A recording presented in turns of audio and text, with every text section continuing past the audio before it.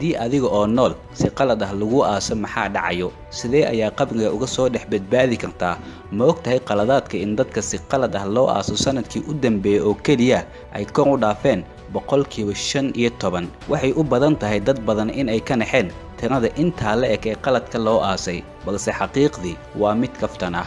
qaladaadka in qof isaga oo nool la aaso waa mid naadir ah balse dhacda waxaad muuqaalkani ku arki doontaa tekniikyo aad ku badbaadi kartid haddii xaalad noocan oo kale ay ku soo wajahdo si aan u bilowno muuqaalka like saar haddii aad ku cusub tahayna channelka subscribe saar gambalaalkana furo mahadsanid haddii aad ku soo dhex toosto adiga oo qabriga ku dhex sugan ugu horeyn waa in aadan baqin waa in aadan qaylinin sababtoo ah waxaad haysataa oo keliya oksijiin xadidan qaylada iyo naxdintu waxay u baahan tahay oksijiin badan tanina mar kale inaad dhimato ay sabab u noqonaysaa oksijiin la'aan darteeda qofka marxaladda koowaad ee la soo aasayo wuxuu haystaa oksijiin ku filan muddo 5 saac ah sidaas darteeda ugu horeyn waa in dhinacyadaada aad ka raadisaa haddii wax un lagu hilmaamay sida burs badiil ama xitaa mobile waxaa dhici karta in koox asxaabtaada ka mid ah ay kugu ciyaaraysay si kas ah ay kuu duugeen kadibna telefoon ay ku ag dhigeen waagii hore waxaa godadka lagu xiran jiray gambaleel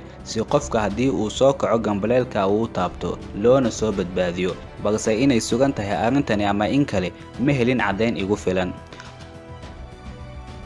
qodobka kale waa in adiga oo godka jiifa aad gacmahaaga iyo lugahaaga kor ku dhifataa si kastoo tani ay u tahay farankaansi aad daciif u ah balse waxaa suuragal ah in qof jugtaada uu maqlo tekniga noocani oo kale waxa uu badbaadiyay qarnigii 19aad haweeneydani Villa Jont loo yaqaano qodobka kale waa inaad ka taxadartaa madaxaaga maadaama caradu ay ku soo dumi doonto waxaad isticmaali kartaa kanfantaada si madaxaad u badbaadsato